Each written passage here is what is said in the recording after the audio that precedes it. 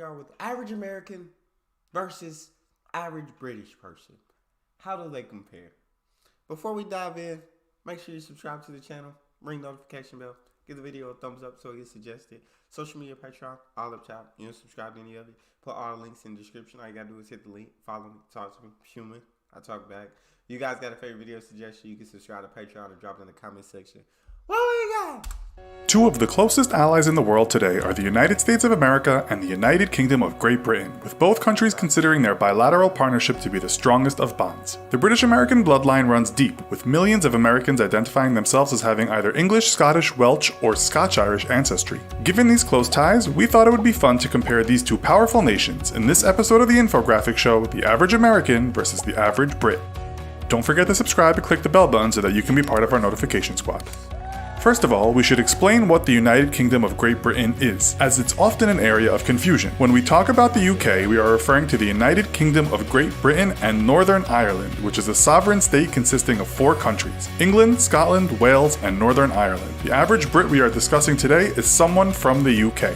In terms of ancestral relations, according to a Census Bureau American Community Survey, nearly 27 million people identified as being part English, over 5.5 million said Scottish, about 5 million said Scotch-Irish, and nearly 2 million said Welsh. Although Irish and German Americans make up larger portions of the US public, it's thought there are a lot more Americans that have Brit blood flowing through their veins but no longer consider themselves being anything other than a full-blooded American. With this in mind, we'll start with some comparisons of a physical nature. The average Brit stands just a fraction taller than the average American, with the BBC lately reporting that the average man in the UK is now 5 feet 10 inches and the average woman is 5 feet 5 inches. American men average 5 feet 9.5 inches and American women 5 feet 3.5 inches. Both. I got cheated on my height, man. I'm upset. That's BS. That is BS. 5'9.5" and I'm stuck at 5'7". How's that fair? It's not. I'm below average in height. Like, it's not cool. Men average 5 feet 9.5 inches and American women 5 feet 3.5 inches. Both countries are considered to be not so well proportioned when compared to other more developed nations, with a new report from the Institute of Health Metrics and Evaluation stating that the USA is in 18th place on the world's most obese nations list. Only Egypt was the other populous nation in 18? I would think in the top 3. I thought 18 seems a little far down for me. That's it. Is in 18th place on the world's most obese nations list. Only Egypt was the other populous nation in the top 20 countries, which was filled mostly by countries in the South Pacific. The UK, however, might also need to get in shape, with reports stating that obesity is a national tragedy, and that by 2025, the UK will be the fattest country in Europe. According to the Centers for Disease Control and Prevention's latest report, the average American male is now 195.7 pounds, and the average woman is 168.5 pounds. The average British man is 186.2 pounds, and the average woman is 154 pounds. Does the fact both countries are perhaps on the heavy side influence life expectancy? American men on average will live to 77.11 years, and American women 81.94. Citizens of the United Kingdom can expect to clock out at a similar age on average, with male life expectancy standing at 79.1 and female life expectancy 82.8. The median age, meaning half the country is older and half the country younger, is 37.8 in the USA for men and women, and right on 40 in the UK. Which country is making more babies at the moment? Current statistics state that the US and UK are similar here, with births per woman in America averaging 1.84 and in the UK 1.9. Marriage rates have decreased in many developed nations over the last few decades. According to the CDC, in 2015, 6.8 people per 1,000 of the total population tied the knot in the USA, while in the UK that number was 4.5 per 1,000. Around 42% of UK marriages end in divorce. Both countries just saying freak marriage, bro. They just saying, hey, throw marriage out the window. Let's get done with this tradition.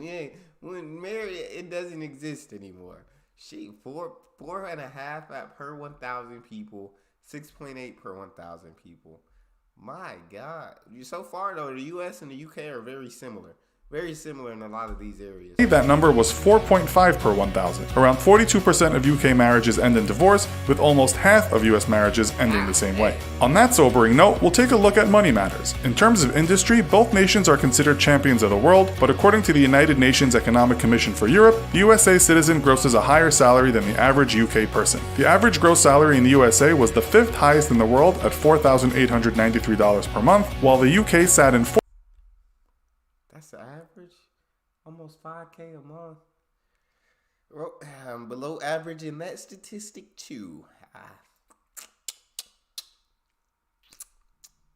If you guys want me to get to the average wage, share these videos, tell more people to watch them, subscribe to the Patreon, help me get to that average wage. Was the 5th highest in the world at $4,893 per month, while the UK sat in 14th place on the list with an average of $3,461 per month. In terms of cost of living, Americans might need the few extra dollars, with one report putting the USA in 18th place in the world on a cost of living index and the UK in 29th place. We must also note that cost of living and wages can change dramatically from city to city. If we take a look at the economics Big Mac index, we find that the cost of a Big Mac in the US is $5.06, while the Brits only pay $3.73. At the same time, the index shows someone in London has to work on average 1 minute longer than someone in New York to buy the same burger. At the high end of the earnings scale, the US is home to the richest man on the planet, Microsoft co-founder Bill Gates, whose fortune amounts to around 80. What was it now? It's what was this made? I think now it's Elon Musk, right? The richest man. Is home to the richest man on the planet, Microsoft co-founder Bill Gates, whose fortune amounts to around $87 billion. The richest person in the UK is actually listed as two brothers, who are part of the Hinduja family. Their net worth is around $16.9 billion, according to Forbes. In total, there are 134 billionaires based in the UK, according to the Sunday Times, while the USA has the most billionaires in the world at 565. What do Americans and Brits get for all their hard work? Well, the Brits don't work as hard, according to one study that divided the total number of hours actually worked by the average number of people in employment per year. The USA was 16th on the list at 34.40 hours per week, and the UK was 24th on the list at 32.25 hours per week. The Brits also get more time off, with workers by law given 5.6 weeks of paid vacation time per year. In the US, there is no such law, and paid time off is an agreement. And there is our first big difference right there. First giant difference, paid vacation, 5.6 weeks guaranteed. Paid vacation, America, none. Weeks of paid vacation time per year. In the US, there is no such law, and paid time off is an agreement made between the employer and the employee. The average paid days off in the US is said to be about 10 days, with that number increasing with the number of years in a certain job. The UK has less public holidays though, at 8 days, with the US enjoying 10 national public holidays.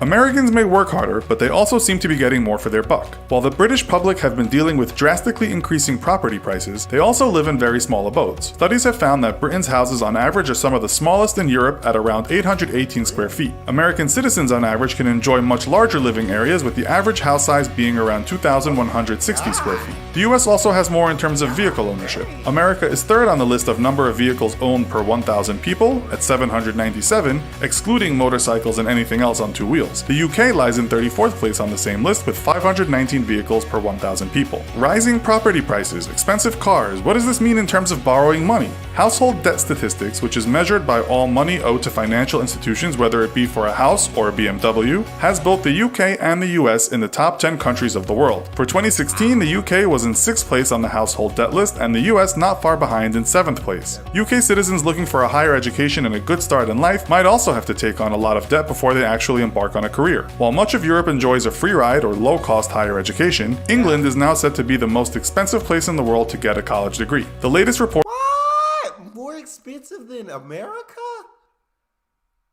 I didn't even think it was possible.